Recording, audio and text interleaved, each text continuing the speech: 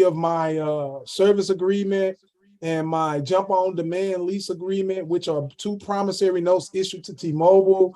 And I have not received any payment, and I'm hereby making a dispute against the account because you've been collecting on the note, but you have not made payment of the note, which was issued to you on blah, blah, blah, blah, blah. Now they gotta rebut that.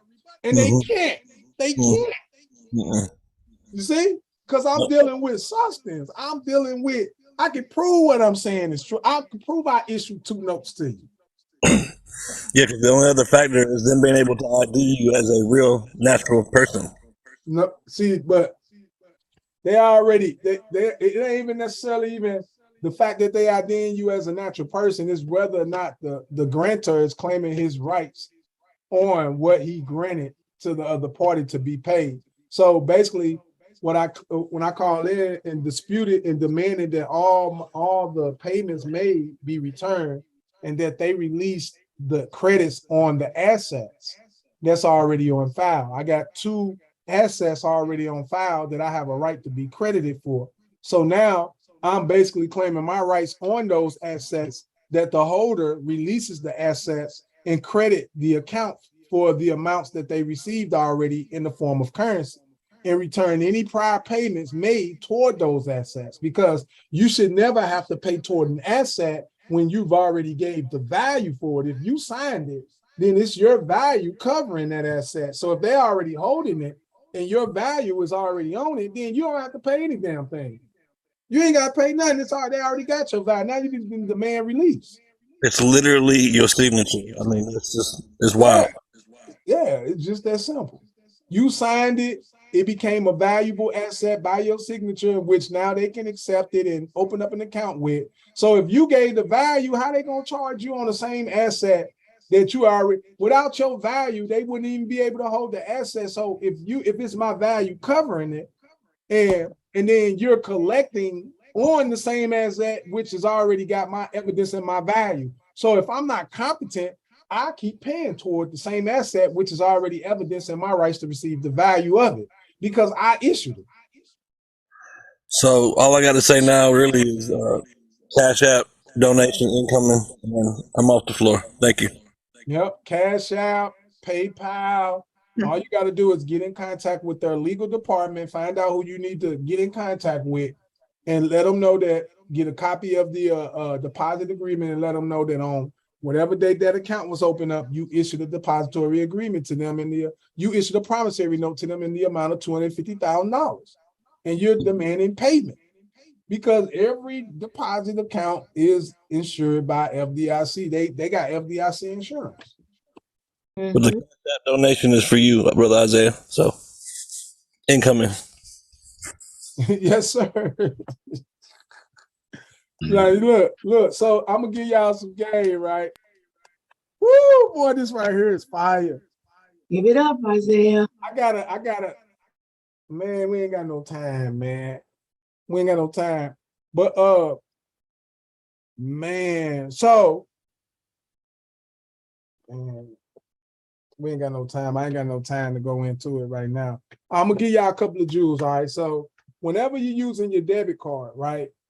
All right, it's two ways you can use it. All right. So when you're using the debit card, like say for instance, like at the point of sale, if you go to a dealer and they want you trying to buy a new car and they tell you they want a down payment, right? You can actually give him the right to charge your debit card. You can tell him, okay, well, whatever the amount is, I give you the right to charge that against my debit card, and tell him that you allow him to charge the card. That's how you tell them, you're giving them the right to charge your card. And when they charge your card, they always charge you a fee to charge the card. So it'd be like a $10, $5, $7 fee to charge your card. You can charge up to $29. You can charge up to $30,000 per day, right? You can charge up to $30,000. I'm gonna have to show it to you because I believe in showing people this stuff, right? So you can charge up to $30,000. So like I say, you can get on the phone with a creditor and you can tell them you want to make a payment on any account, and then you can tell them, they say, well, I'd like to make an electronic funds transfer or an EFT by charging my debit card. And they'll just ask you for your card information and charge the card. everybody can, you can have your card charged by anybody. Anybody, if they in store. Like when I got my membership for my gym membership, when I went in, I told them I want a membership, but I told them I wanted to charge my debit card for the membership. And all they did was took my debit card information and charged me, sent me a receipt in the mail, showing that they charged against my account. And they sent me a receipt for it in the mail.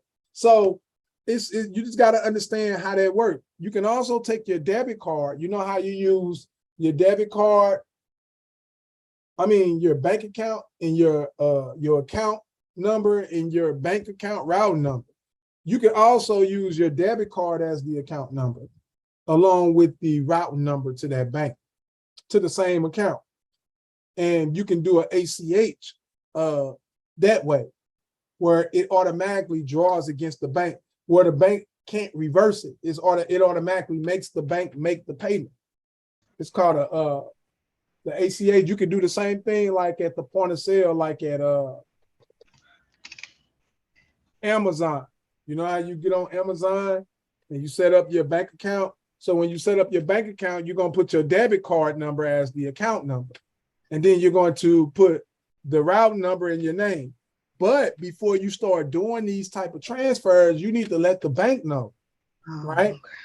You need to make sure that the bank know, and you need to basically claim your rights, make them pay you for the damn signature card, make them credit you for the damn agreement that they hold, so they can credit your account. Now, once the account is fully credited and your interest is released on it, you can take your debit card and or you can have it set up to where you can opt in to where they do overdrafts. If your account is not set up like that, I suggest that you do it like that, because you can overdraft. You can charge your card and overdraft your account, because they ain't doing nothing but drawing against your Social Security number whenever they overdraft. That's your credit account covering that. So they're overdrafting to your credit account, and then for the amount, and then all you do is pay it back with a promissory note. A simple promise to pay, acknowledging the account information is your account number and everything, and saying you acknowledge the amount of negative $200, and as the authorized person, you agree and promise to pay the unpaid balance of, and sign it and all that and send it in. I'm telling you, get it notarized, send it in, and it's going to pay. I ain't telling you nothing that I haven't done. I'm telling you something that I know that works. Like a fact, you can overdraft your account and promise to pay it anytime. Anytime. Any question? Yes, I have a question. I got it. Go ahead. So my question real quick is just, so when you're doing this, when you're claiming the account, you're removing the bank as your fiduciary? Is that what's going on? Well, you're not necessarily removing the bank as fiduciary. What you're actually doing is you're basically telling the bank that you deposited a check with the bank and they didn't pay you for it. And you're making a claim for payment of a check that you gave to the bank that they never gave you payment of. So you're basically just making a claim for payment. Okay, because if I deposited $30,000 in the account and they only just credited the $30,000, I was supposed to get like 60, double that? No. Okay. I'm talking about the signature card. Right, I know about that. Okay. All right, that's what I'm talking about. All right, you can't get that until you get payment of the signature card. Okay. You got to get them to pay you for the currency that they gave them for the note. Okay, once you get them to pay you for the note that's holding the account open, then that's when you can actually you'll start getting your interest payments, because then that means that they release the account. Right now you probably got a restriction or some kind of hold on it until you demand that it be released. Okay, thank you. And do it in writing. Yeah, you do it in writing. You just make a copy. You identify all the components of the account, the day it was open, put the name of your all capital name as an estate trust, and then you put your Social Security number for that trust, and then you put the address where that trust is located, and then you give them your real name, your surname, and your given name, and you give them either the same address in the province, because remember, the entity stays in the district, but you stay in the actual province, the real state. So you can use the same address without zip codes and all that to identify yourself as or give them a postal address for you to reach you. And you basically just claim your rights as the creditor or as the applicant who applied for the account for your principal. And then you basically just make any claims. You show them that you are the one that issued the application or the promissory note. You signed it. Proof is the attached document showing your signature as the issuer of the promissory note, and you're demanding that the bank pays the note in accordance to the original agreement, that they give you full credit for the receipt of the note. You get what I'm saying? Yes. For your And yeah. will we be able to get a copy of the recording for? Oh yeah, so y'all should be able to get y'all be able to get recording of this because we recording it, so you'll get it. Yeah. Okay, thank you. I got a question, brother. Yes, sir. Hey, can you hear me? I can hear you. Okay, all right. Hey, I did a process on a debit card. I mean, not a debit card, I'm sorry, a credit card. The process was, sending the 1049V payment voucher, sent in the statement, and the voucher comes with the statement to the dealership, the corporation of the dealership. I also did one with the credit card I had. The one with the dealership went through fine. They had credited my account, but when I did it with the credit card, they closed my account. So what do I need to do in that process? Well, you probably did something wrong. But if whatever they did, you got to write them and let them know that the account is a credit account, and that nobody has the right to basically close your account without your consent. And you just got to let them know that you never gave them any consent or anything in writing, giving them the right to do anything that affects your interest in any of your properties. Because when they close the account, that's affecting your interest. And Right. who the hell is they to tell you what you can't do with your own account? Right. So They talking about it's something like fraud or something against the account. That's what they close. Nah, there ain't no fraud against the account. You gotta make a copy of what you did and explain. You gotta be able to explain what you're doing.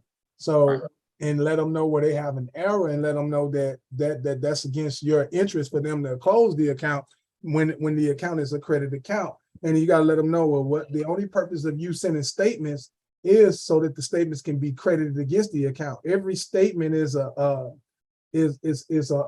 statement of credit. Like I was just showing you, a statement is used for EFT.